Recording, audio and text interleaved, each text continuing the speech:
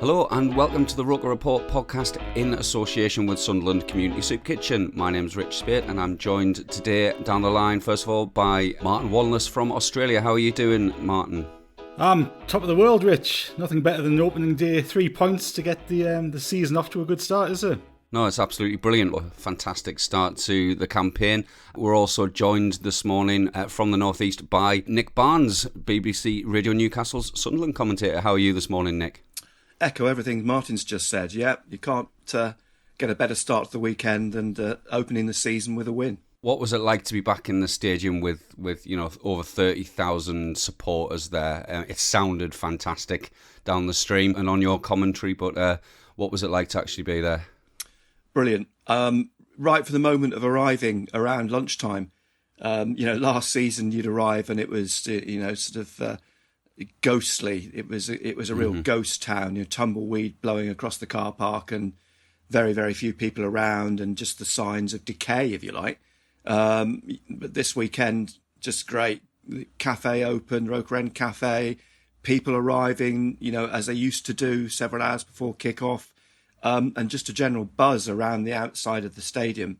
When I went in, to my surprise, I knew the press room was going to be open again, but I didn't expect the food to be laid on and teas and coffees. It was just like the old days, and it actually gave us that sense of normality again. And then, when you get into the bowl itself and people started arriving, okay, the Premier Concourse wasn't open, but it wasn't open before lockdown. But the rest of the stadium was. It was just brilliant. It just felt normal again. Just felt like a proper football match again. And I know we had a little bit of that with the Lincoln playoff semi-final last season, and a touch of it with the friendly with Hull, but nothing like getting 30,000 back in the stadium. That buzz, it was just brilliant. So good to be back, and you could just see the smile on people's faces. Yeah, no, everyone was so looking forward to it. I know our lads were buzzing on the pubcast after the game. Did you enjoy watching on your stream from your garage, Martin? Oh well, I was actually had the luxury of the TV room last night, so that was nice. Well, midnight, as the delayed kickoff had it. No, it just shows the difference that fans make to the game, and like without the fans being there, the game's nothing. And if the fans weren't there, the game would peter out in a few years, because the fans are absolutely everything to it. And whether you're at the stadium or whether you're watching on TV, the atmosphere is such an integral part of the game and the spectacle, isn't it? That it makes all the difference. And I think who knows what the result would have been without the fans there yesterday. Sunderland fans play a part in the team's results, and we had a terrible on paper. We had a terrible season of results at home last season when there was no fans there, and it's nice to get the season off to a winning start when the fans are back in the ground. Well, absolutely, it was a 2-1 victory, and I thought a pretty convincing one overall. We've had a really good question from Michael Bowers actually on that point, Martin, that you've picked up. He wants to hear from Nick on the view that our fans can sometimes be overbearing for players.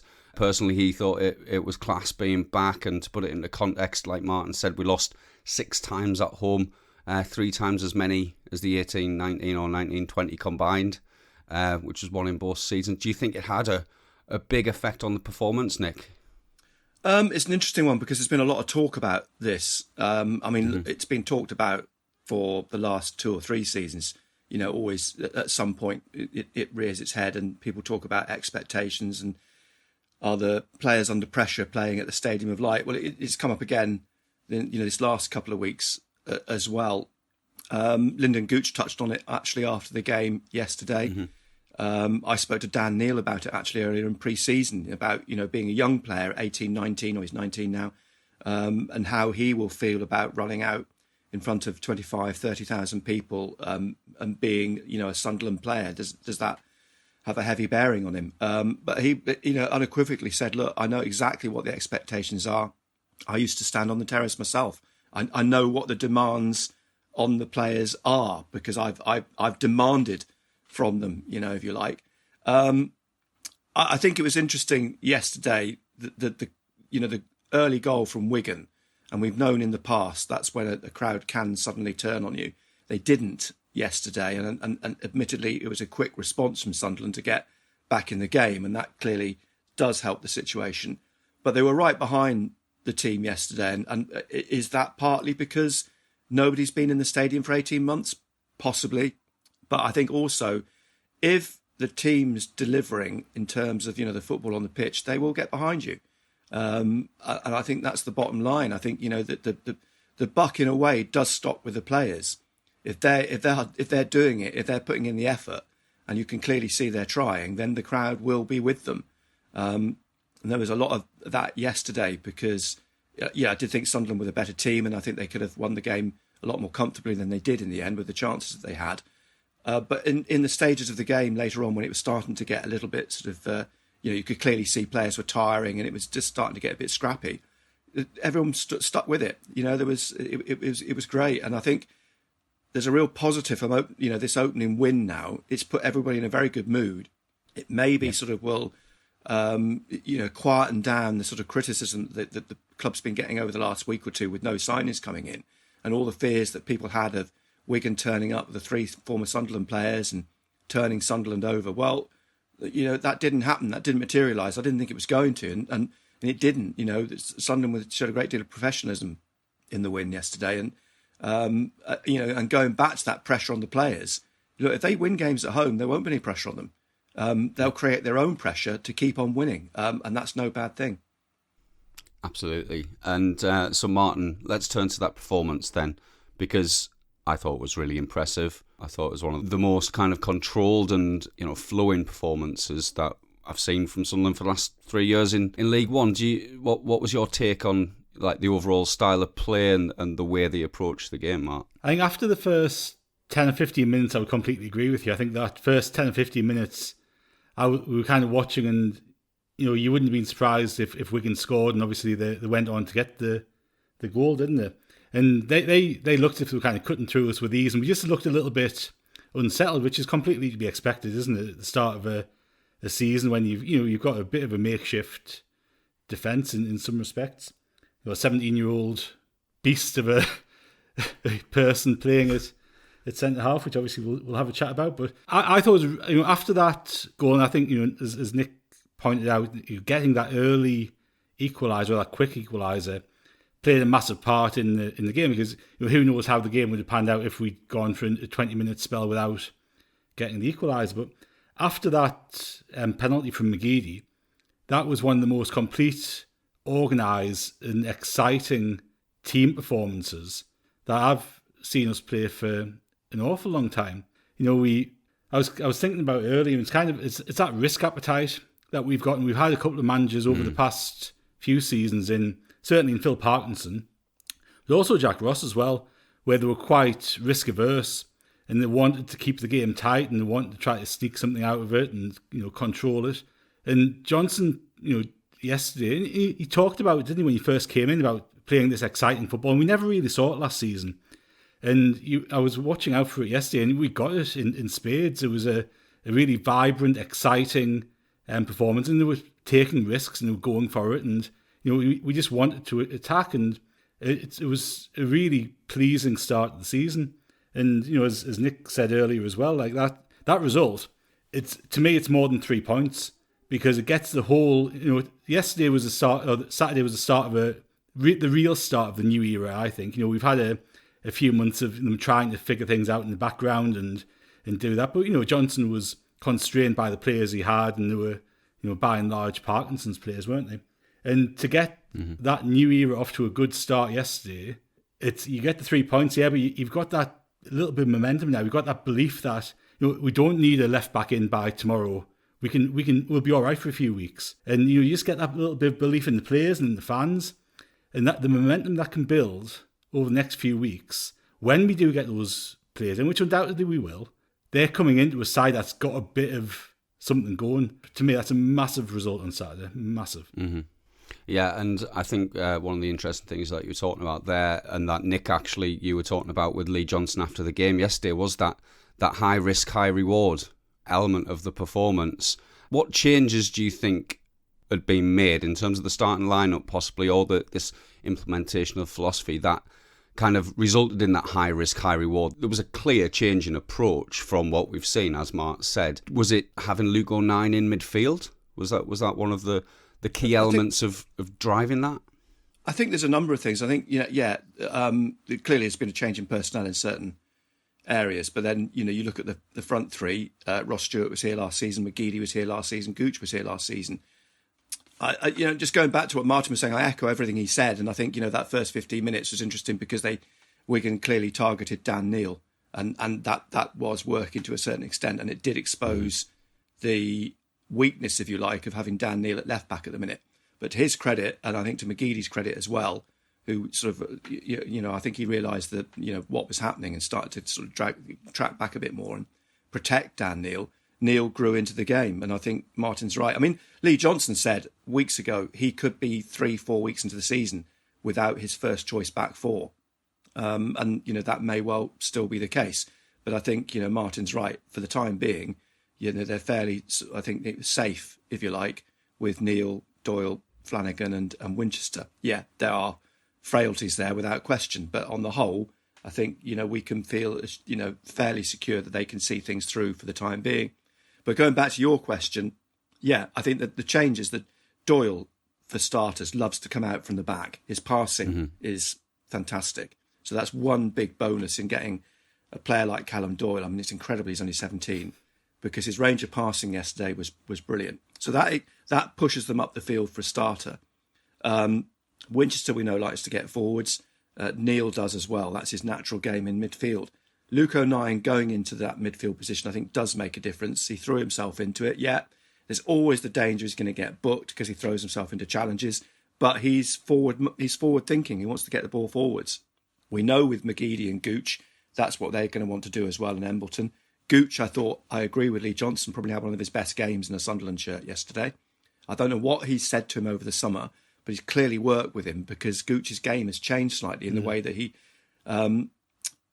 manages his sort of final ball, if you like, which has always been a problem for me and Benno, I think, is his decision-making. But I thought yesterday he did it right. Rather than get down the side of the box or get into the box and hurriedly bang the ball in, he was much more measured. And actually, as a result of that, he was able to pick out the better passes and was unlucky not to score himself. And then Stewart up front, well, I think we are seeing the player that Sunderland thought they'd signed last season. And I think you have to, give Stewart the benefit of the doubt last year. He had the hamstring problems. He wasn't, fully fit. This season, he's had a great pre-season and he looks mobile. He's getting on the end of balls. He scored and he shows incredible promise. So I think all that combined with Lee Johnson's mantra of wanting to play the hard press, in inverted commas, I think that's where we're seeing the change. Yeah, Martin, your views on that kind of change in approach? No, I think one of the most impressive differences was that midfield three of Evans and O'Nien and Embleton. They all had really, really defined roles, and you can see what each position is doing. And last season, we could chuck, Scowen, Power, whoever, Ledbetter in. And, obviously Ledbetter sat a little bit deeper, but I think that was by consequence of his age rather than anything else. And, they all kind of played much of a muchness, where you could see Evans' role there to sit and dictate. And I thought he was fantastic in terms of adding something significant to the team. He made a huge difference because he was controlling that midfield. And we haven't had a midfielder like that for ages, who can actually, put his foot in the ball, control it and dictate how we go about things. And, even in the last few minutes when, things were getting a little bit edgy and a little bit fraught, he was putting his foot in the ball, looking around, putting a nice pass out to the fullback, or and just keeping it tight and keeping it, keeping the ball. And I think as a new captain, he really led by example. And then you've got O'Nien there alongside him, whose game's obviously to go and press, to go and use his energy to get about people, and he's going to be that box to box player. But on the defensive side, I think every time they had a goal kick or a free kick from their defence, he was dropping back, and obviously his experience from last year at centre half, he was going up and providing a bit of a shield just in front of the defence as well. And he was going up with Charlie Wyke on occasion to challenge for the ball. So you can kind of see where those two complement each other. And you can see, if Evans doesn't play, then Winchester will come into that role. and then Embleton ahead of him, and obviously it's going to be Embleton or Pritchard, you'd think, in that more advanced role. And I thought Embleton was brilliant yesterday. His touch in tight situations and his ability to get the ball out from under his feet and find a pass. I'd love to see him get a good run in the side, and I'm really desperate for him to do well because he's got such potential. And I've got a lot of time for anybody who can take corners with either foot as well. So I think you could see that three in midfield, and I think that's where a big change has come from, because you're trying to play a lot more through the centre of the park rather than just getting it out wide to McGeady and get the ball in, aren't we? So I think that's probably where a lot of work's gone in over pre-season, and it was really evident on Saturday that work had paid off. Definitely, and obviously we saw the result of that with the corner that led to Ross Stewart's winning goal, the header. I mean, there's been a lot of talk, Nick. I know it was covered on BBC Radio Newcastle last night quite a lot as well, of the kind of the comparison between Charlie Wyke and Ross Stewart. Very different kinds of players. Well, maybe not physically, but certainly in the way they play the game. Do you think that having Ross Stewart there with his kind of more silky skills, his ability to receive the ball to feet, is going to have a big impact on Sunderland this season? We've got Ted Roberts on Twitter asking directly about the Stewart versus Wyke comparison. Definitely. I mean, without question, I think we've seen through pre-season, and yesterday was a good example as well, what Stewart offers. I mean, for a lad the size that he is, the height that he is, he's actually very good with his feet. But you notice when he drops deep, he's 9 times out of 10 wins the first ball.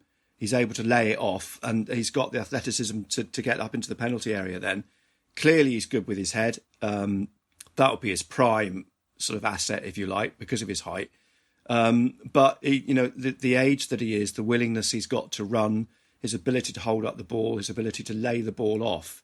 No disrespect to Charlie Wyke. Charlie Wyke had a way of playing at Sunderland that worked last season because he was so sort of heavily dependent, if you like, on Aidan McGeady or on someone to, supply him with the ball into the penalty area. But I think we saw his inherent weakness yesterday is that he's heavily reliant, Charlie Wyke, on a ball directly played up to him and around the penalty area. When you get beyond that, he's not someone he's not a workhorse in the sense he's going to come back and win you balls in the middle. He's not necessarily going to win the first ball, so he's limited. Now Wigan may well find a way to play him, and clearly Liam Richardson likes him. He's put him in the first team, and he's brought in Jordan Jones, and I suspect the reason he's done that is to try and replicate the McGeady-Wyke relationship. But I think Stewart, you can sense in the way that Lee Johnson wants to play and the way he's setting up, Stewart is a player who will offer him a lot more options in terms of his front three. Or if he decides to play 2 up front, you can see in Stewart, if he can get a sort of mobile striker alongside of him, that could be quite a potent strike force. But that's for down the line. But my big concern with Ross Stewart is fitness, this hamstring issue, because he's tall, he's lanky, and he's the sort of physique that inevitably when you get into the winter, that's the sort of player with Ross Stewart's sort of past, you suspect that might be a weakness. And I think Lee Johnson was sort of touched on that post-match yesterday about pre-season, how nobody's picked up any muscle injuries, which I think is quite interesting because they're clearly concerned that that's an area in which they've got players who are prone to those sort of injuries. So touch wood, they've found a way to get past that. But I mean, at the moment we're playing in warm weather and the pitches are good. So yeah, let's just hope that they get the depth in the squad that can support that. Well, that does bring us on to kind of the other big topic. Let's just slightly move away from the game itself and look at the ongoing transfer window saga. Martin, we've strong rumours that that the lad from Tottenham, Cirkin is gonna come in. There's a lot of reaction from Tottenham fans about that. Obviously, we had Dan Neil there, played a really great performance at left back. I thought, especially some of those threaded balls. Some of his passes were beautiful, weren't they? Oh, I think someone described them as the new Perlo with some of those passes. I think it was John Stacey, who once of this parish. So do you think Cirkin is going to be the kind of player we need, and what other positions are we going to have to fill? Is it that kind of backup up front and another centre-back as well? Yeah, look, I think as far as Cirkin goes, I don't know much about him at all. So, look, you back the scouting network that we've put in to have done the job and assess the attributes that he's got, and obviously they believe he's going to fit into the style of player that Lee Johnson and Christian Speakman want. And I think by all accounts we were pretty close to a deal from for Gallagher from Liverpool, weren't we? And that got put on hold, or we pulled out of that at fairly last minute because evidently Cirkin became available. And I think fans' reaction is always a good gauge of a player when you link to him or they're going to leave. And the fact that Spurs fans are pretty upset about somebody who's 19 who's never played for them departing is pretty telling, isn't it? So he's obviously highly rated. And look, if he comes in and gets a good couple of seasons of football under his belt, who knows what he can do. Hopefully he can get further or back up the leagues with us.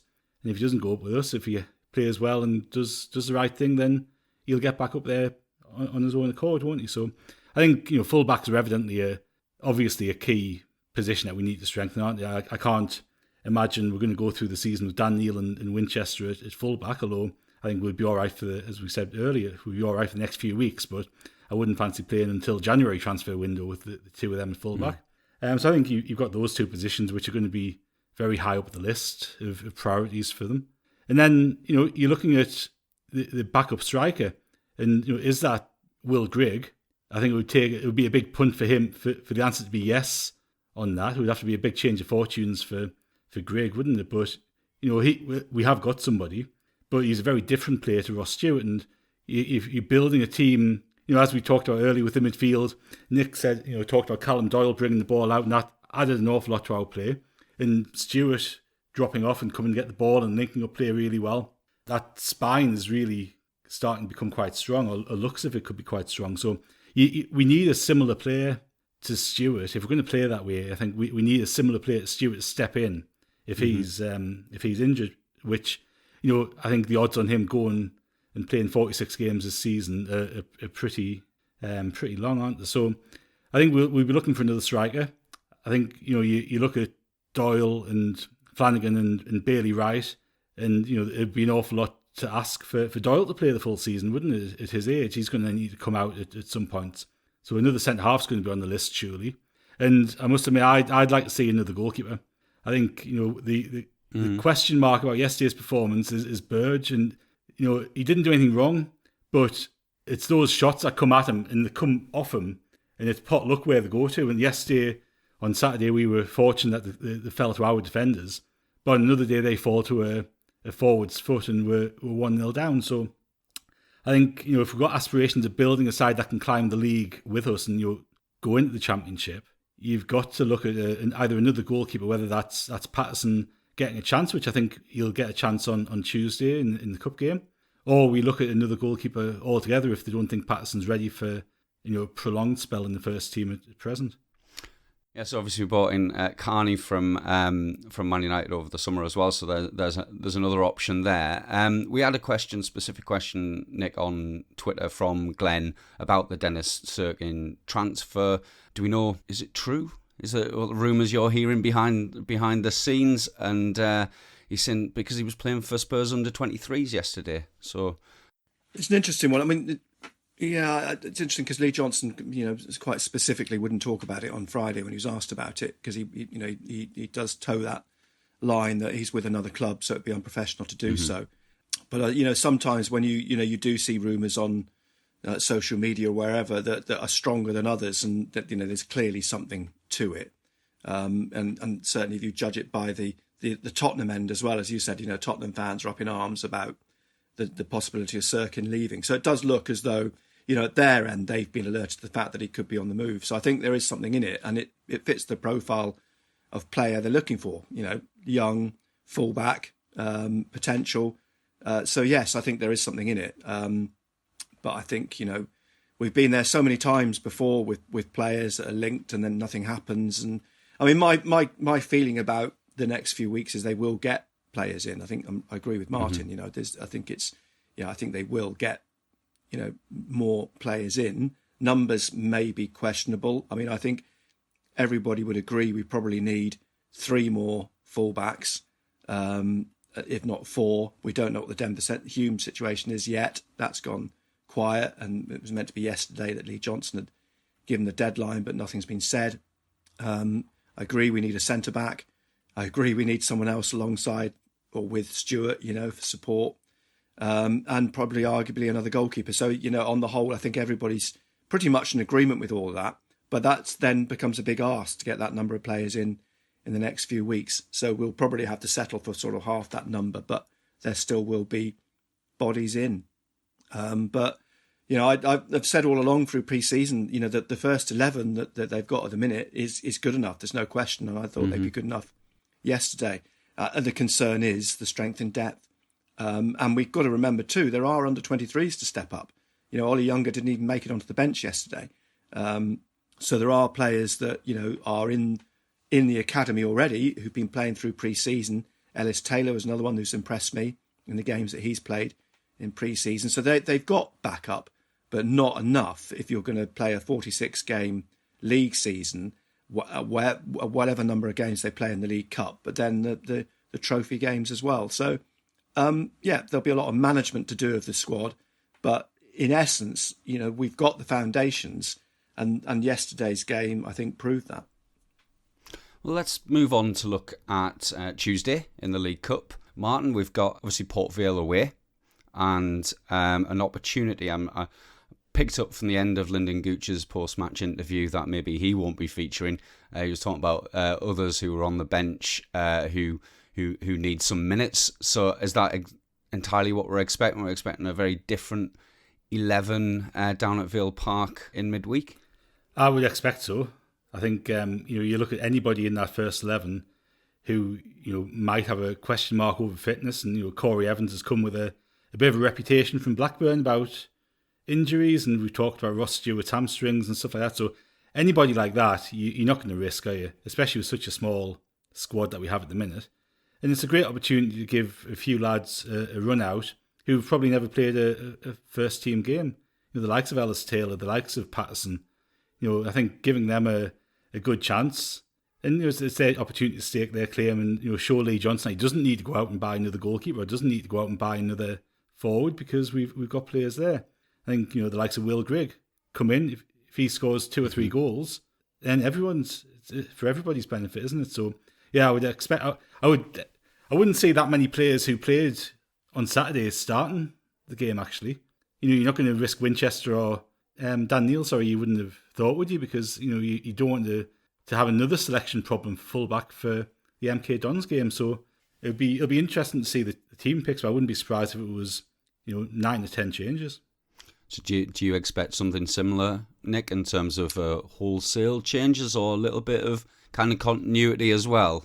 Interesting one, because I agree with Martin, and you'd expect changes, and with MK Dons being bearing in mind the journey, the way that MK Dons play, you think you take the opportunity to try and give the players a breather and not risk your Gooches, your Evans, all those that maybe do. I mean, Gooch has carried over that. He's over it now, but he had that hamstring problem in pre-season. So you don't want to sort of gamble on players. At the same time, Lee Johnson said yesterday he wants to breed this sort of winning habit. So I can see on one hand, you can play the same team to try and get them into gear, to try and get that winning habit. But at the same time, as Martin said, that there are players that you want to have a look at, to give a chance to. My instinct is you make the changes and you'll be forgiven if you get knocked out of the League Cup. They're not going to win it. It's not a big money spinner. It's going to knock out a few games in the next few rounds that you don't have to play midweek at a time when you're trying to build sort of momentum and you're trying to build up fitness. So I suspect, I think there'll be a balance. I think we'll probably see 5 or 6 changes rather than 9 or 10. But I don't think, as much as you want to win these games, ultimately the priority is the league, and Lee Johnson admitted that. And we'd be fools to suggest otherwise, because, this is a fourth season in League One. They want to get out. They're building, what looks like a very good team, and the league is the priority. So, I'd like to see some players given a chance on Tuesday night to show what they can do, to offer you that opportunity to see, right, where could this player fit in if X is injured and so on.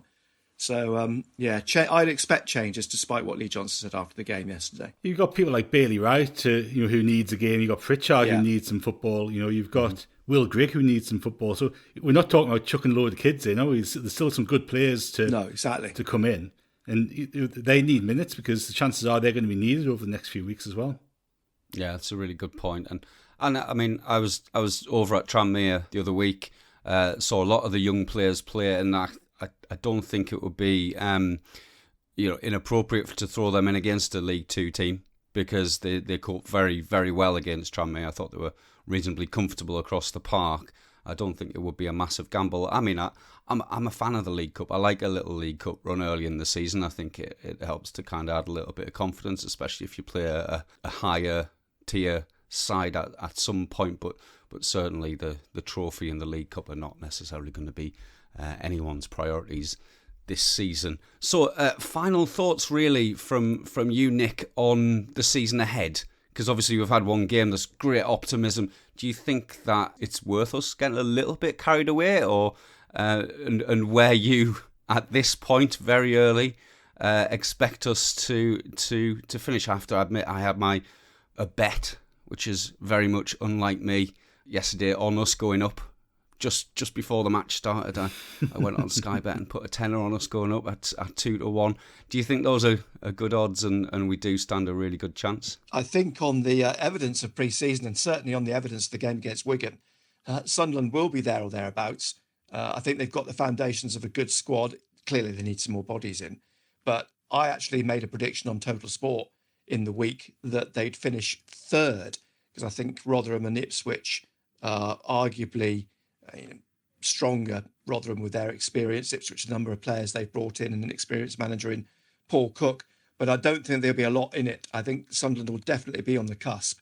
And if they get the right players in and they can keep their squad largely fit this season, I think Sunderland will have a very, very good season. I think they've got a very good chance of promotion this year.